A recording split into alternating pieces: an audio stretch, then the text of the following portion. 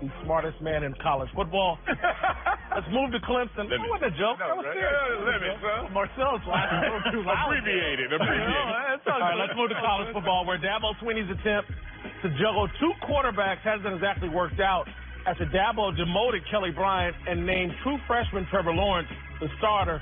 Bryant announced that he would transfer, saying the move was a slap in the face. Meanwhile, at Alabama, Jalen Hurts decided to stay with the Crimson Tide despite his diminished role. Joel, who made the better decision here, Bryant or Hurts? I think it's really tough to compare them because they're such different situations. You might think, oh, like, what in the world do you mean? Because it looks exactly the same. No, it's so different. And the reason is because Kelly Bryant's in his final year of eligibility. If he plays one more snap in the fifth game, his football life ends at the end of this season. And so I got to credit Dabo Swinney a lot for making this decision now and affording Kelly Bryant the opportunity to go and transfer and to save and elongate his football life. Because now he can graduate, he'll transfer without penalty, and he still has 1 year of eligibility, whereas Jalen Hurts has 2 years of eligibility. So even if he is used the rest of the season and uses one of those years of eligibility up, he graduates in December, and if he wants to, he can still transfer and have a year somewhere else to play. So that's why I thought the sense of urgency was there for Kelly Bryant and for Dabo Swinney, and I thought they all handled it well. Outside of the fact that he said it was a slap in the face, I just don't agree with that. I don't think he did anything to lose the position. It was more Trevor Lawrence doing things, in particular from a drive efficiency standpoint, to gain the position. But this is the right thing to do. I think for Kelly's sake, for Dabo's sake, for everybody's sake, I think everyone handled this the right way. All right, hold on. Joel just dodged. Who made the better decision? Who made a better decision? I would say Jalen Hurts. It's interesting because Kelly Bryant and his decision was a conventional decision. Hey, the urgency is there. If I play one more snap, I lose my eligibility, basically being on the bench as a sub. So what do I do? Because I can be an NFL prospect, maybe even at the same position, I will go somewhere else and put another body of work together. Respect that. That's conventional, though. What's nuanced is what Jalen Hurts did. When his father comes out and says he will be the biggest college free agent if he's not a starter, and then he's realized that he's not a starter, and he says, you know what? With all the criticism that came my way because I don't look like the traditional NFL quarterback prospect, let me hide behind two things. One is my resume, 26-2 as a starter, 2 national championship games, 1 championship, and I'm at Alabama. He knows that if he steps out and goes somewhere else and puts together another body of work, it won't be as successful, it won't be as good, and then all the criticism will avalanche on him as a prospect. Hide behind Alabama, say, if you guys draft me or just get me into camp, unleash me, and to me, that's the better decision. I'm going to go with Jalen Hurts for a different reason, and I think both guys made great decisions. I love Jalen Hurts' decision because I see it as self-awareness in terms of I'm not a pro prospect.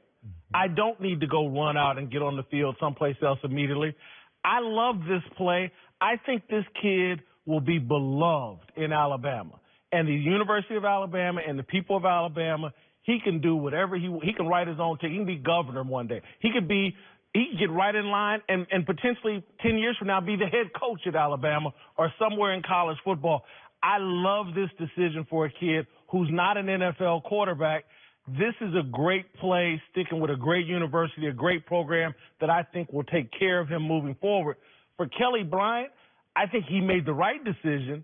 I'm going to give Jalen a little bit more credit. The right decision. Kelly Bryant still sees himself as a pro prospect, and he wants to go, get on the field, and protect his pro future as soon as possible. He can't accept Trevor Lawrence beating him out. He's got to go play somewhere as soon as possible and continue his pursuit of being an NFL quarterback. Interesting how you support Jalen Hurts in this decision, but when we see it on the pro level with a Nick Foles, to me, they're the same thing. He pulled a Nick Foles. You criticize and kill Nick Foles for doing versus... Okay, but look, at least Nick Foles has money in the bank. Well, remember now, you're taking away your money and your potential. I do think Jalen is having his cake and eating it too, and there's nothing wrong with that. He can be a part of a championship team this year, still graduate, still transfer, still get a year of eligibility. Again, very different situation. So the story is not over. So I don't want to necessarily praise Jalen Hurts for staying. He might not stay. He stays this year and helps them win a national championship, Joel, his stock in Alabama just continues to rise. I don't think there's a bad decision for him. I really don't. All right, and let's transition to Michigan and Notre Dame. Yeah. And you talk about after week one, a lot of people said Michigan's season was over after the 7-point loss to Notre Dame. But right now, looking at the two teams, the question for you, Joe, who's the better team? Is it Michigan or is it Notre Dame? Well, before last week, I would have said it was Michigan because what they had put together post the Notre Dame game was much more impressive than what Notre Dame was doing until Brian Kelly showed some big guts, replaced his starting quarterback, and went with Ian Book. So now Ian Book comes into Notre Dame. They throw a 50-burger out there against Wake Forest, 53 points. They hadn't scored over 24 in the previous 3 games.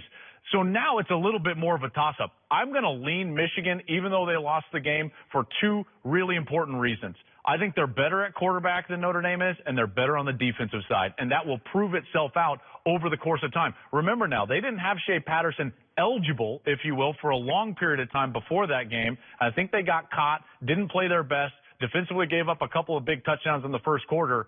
I still think Michigan is the better team of the 2. I know that sounds crazy, but they are. Joe, I'm about to demonstrate to you why I am the authority on college football and have been for 20-plus years. This is it. It's because I'm willing to do this. Jim Harbaugh is starting to earn my respect. All right. This team is starting to play with that edge that I've been wanting to see from day one. I love the way Michigan's playing.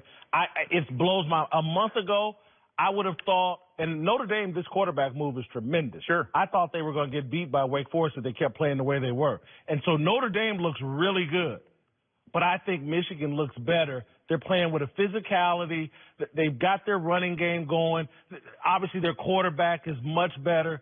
This is the Jim Harbaugh I've been waiting to see. I want to see him take out Michigan State. And then I think that Michigan-Ohio State game should be damn near a college Super Bowl. I think there's just a handful of teams that can honestly say they control their own destiny towards the playoff in their own hands. I think Michigan's still one of those teams. They've got enough of those resume builders on their schedule left, like Wisconsin, Penn State, Michigan State, Ohio State. If they were to take care of business and the way that they're playing, they would find themselves in the playoff. Yeah. So, this is not week one with the Shea Patterson, as you said.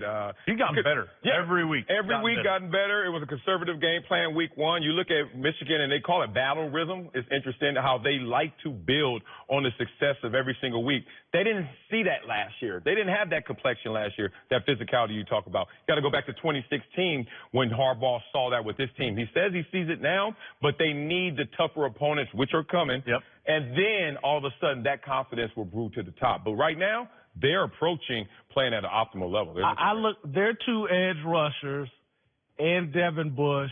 And then when I look across at Ohio State, they got the problem with Bosa. That makes a huge difference. If he comes back, will he be able to play at that super high level? Love the way Michigan's playing. Hope I don't have to change course anymore. Jim Harbaugh. I'm taking this all in. The Michigan love. Love the way Harbaugh's. This is what I've expected from day one. All right, thank you, Joel. You bet, man. Before we go, DraftKings has paid out over $75 million through 3 weeks of the NFL season, and this week you can play free for your share of the next $1 million in prizes. All you have to do is enter the play action contest and use promo code FS1. Here's how you can play for free.